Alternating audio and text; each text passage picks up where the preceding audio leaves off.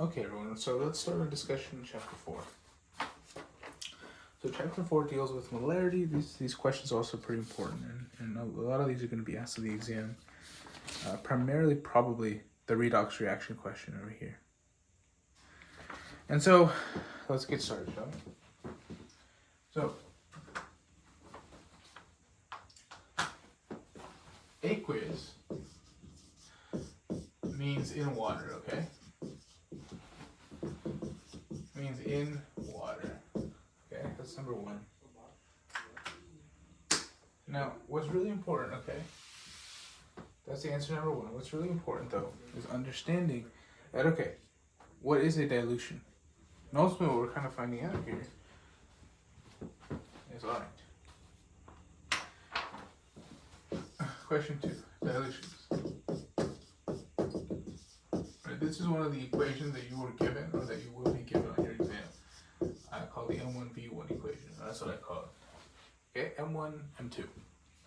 And what this works as is A, if water is added to 50 mL of NaOH, resulting in a doubling of the total volume, what is the new molarity? Okay, so we need 3 things. This, this, and this. We need to define our variables. Okay? So it says if water is added to 50 mL of NaOH, doubling the volume, what's the new molarity? So what we're looking for is the new molarity. Okay? We start with 50 mils here. Okay, start with 50 mils. Doubling of the total volume, 100. Okay. What is the new molarity? All right. So, okay, we don't know that either, but we don't particularly care. What we care about is, can we relate both of these numbers to find M2, right? So, we'll use these numbers again, M1 V1 equals M2 V2. We fill in the numbers here, so M1 is going to be M1. We're going to stick with that. We're going to use M1 as like our base unit. V1 is what? 50 mils. Okay. So notice, and then you add, right? Notice how, and you need to be aware of the temporal resolution here. You're adding to the 50. So the 50 must be the initial. So another way you can think of this is that this is your initial state, and this is your final state, okay? So, M1 times 50 mils, M2 is what we're trying to find, okay? Times 100 mils. Alright? Cool. So now let's solve for M2.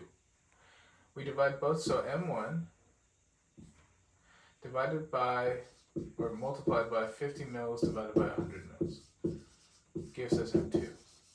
And so what that tells us is that 1/2 M1 equals M2. And so we have to understand what this means. According to the equation, right, we added 50 mils to the volume. So we have to, if we added more liquid, we're going to get a less concentrated solution. Indeed, that's exactly what that's telling us. That the final concentration is going to be 1/2 the initial concentration. It's going to be less concentrated by 1/2. And so this is extremely important because this helps us understand that these two are inversely proportional. So if volume goes up, molarity goes down, and vice versa. Okay.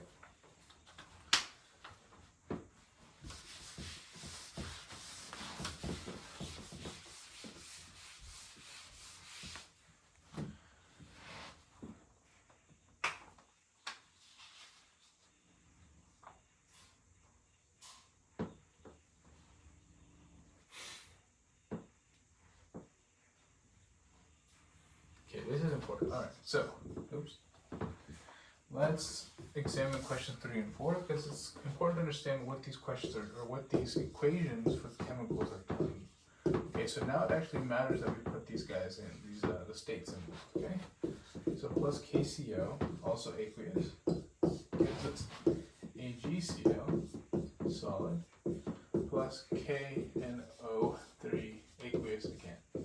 Okay. So question 3, what's the solvent? Okay, well you should immediately think of solvent. Think of solvent as the liquid where reaction takes place. Okay, so sometimes you're going to see it, sometimes you're not. In this case, it's implied. You're not going to see it. It's implied to be this. Aqueous. Aqueous means water. So water is your solute in this case. Okay. And now, if we get question 4 on. Question 4. It's asking, if this reaction goes to completion, what's the solute? Okay. What this tells you, okay, is you have to understand what the words insoluble and soluble mean. In this case, a solute is soluble. Okay.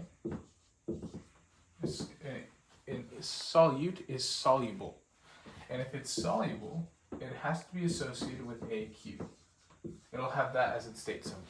Okay? Now, if it's insoluble, which is not this, okay, it is, if it's a solute, it means if it's a solute, it means it is not insoluble, it's soluble, not insoluble. This is associated with an S. All solids, all salts, anything with an S means that it is not a solute. So in this case, this is not a solute. This is the only one that's with AQ. So that's a product. Potassium nitrate is the solute. Okay. All right.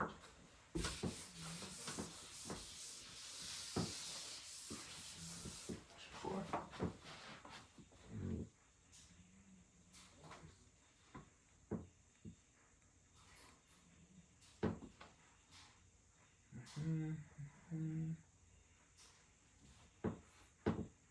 Sorry, well, I just want to make sure that we cover a decent amount of things here.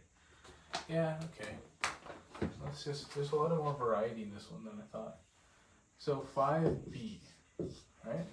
This gives us 18.5 milliliters of C3H5OH3. Okay? It also gives us a density of 1.26 grams per milliliter in a 375 ml solution. Okay, so what we need to think of here is that what are the molarities of the following solutes when dissolved in water? Okay, milliliters. Let me read this guys really quick. So, what is the molarities of the following solutes when dissolved in water? We have a density, gives us grams, we gotta convert that into moles.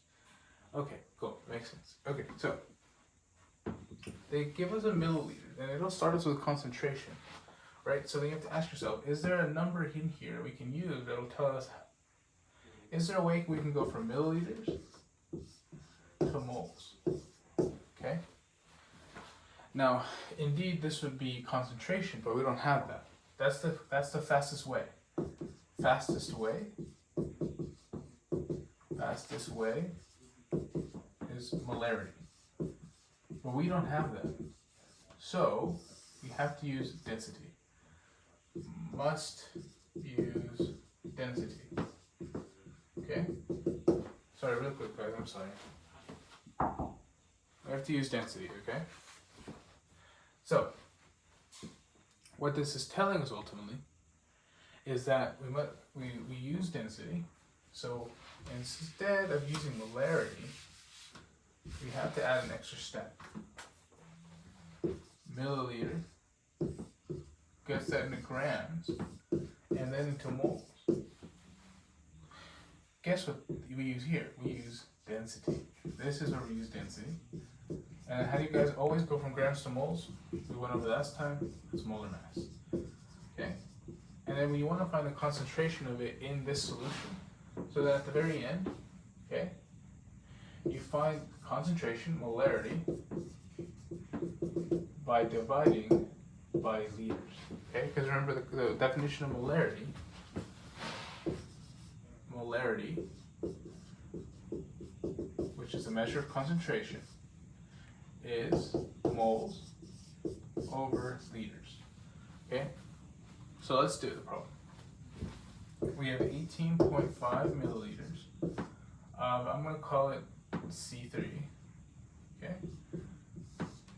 we have 18.5 mils. Now I have a density. Okay, in 1 milliliter, there's 1.26 grams of C3. And then we need to find the molar mass, which is 92.094 grams of C3 in 1 mole of C3. Okay, get your number there. I always like kind of portioning this out because it's a little more. I just want to make sure we get that. We get some sort of number that I didn't calculate, so X mole of C3. Then we divide this mole of C3 by this, but it has to be in liters, okay? Right? So we do 0.375 liters, okay? Note, this must be in liters, okay? Because this is the definition of molarity, okay? And then once we do that, the answer for 2B is what is the answer for 2B? Or 5B, my bad.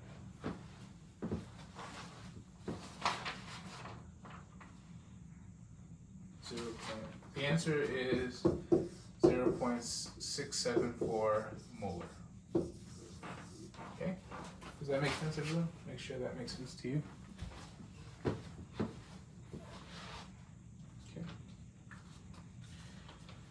So that's an instance where you use density. Now let's erase everything here. There's the next problem coming up. Okay.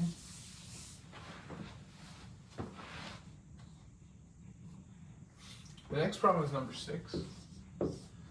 Okay. So what is the concentration of chloride ion? So whenever I put something in brackets, that means Cl minus. That's the molarity of Cl minus. Okay. In a 0.10 molar solution of ferrous chloride. Ferrous chloride. Okay, so just really quickly, iron 2 plus and iron 3 plus have old names. This is ferrous, okay, and this is ferric. That's something for you, for your notes there. But in this case, they're talking about ferrous chloride. Okay? So what does this actually mean? So from here, we need to create another flow chart. We need to go from molarity of FeCl2, okay, to moles of FeCl2, and then go from moles of Cl2 to moles of Cl minus particularly. Okay. And then and then from moles divide by the number of liters. Okay, but in this case it's 1 liter because it's already assumed. Right? And you'll see when we actually do the problem, liters stays there. Okay, I'll show you. So now, remember, like I said, we always start with what we're given. Okay. Yeah, start off with 0.10. And because it's this is the molarity. We're given a molarity. Okay, so our first term is this. Molar, not molar. Moles. Mole on top, liter on the bottom, okay? Now we need to go, this is how many moles of stuff we have. Okay, so this whole step is covered through here. And then we need to find a way to go from moles of this guy to this guy. So, you ask yourself, how many CLs do we need to make 1 FeCl? So in 1 mole of FeCl2, we need 2 moles of chloride. Okay, we cancel this out, we cancel this out. Notice how the 2 remaining things, but the two remaining units are moles of chloride minus divided by 1 liter. And that's exactly what we want. Where are you? There you go. 0.2 moles or 0.2 molar. And voila. Does that make sense? Yeah? Just different ways of getting used to this. Let's see.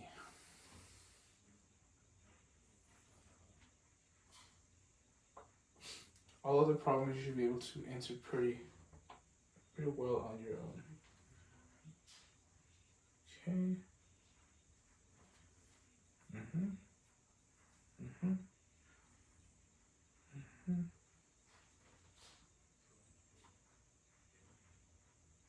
75, yeah.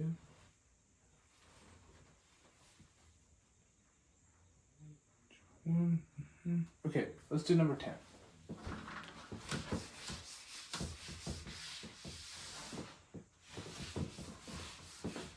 Okay.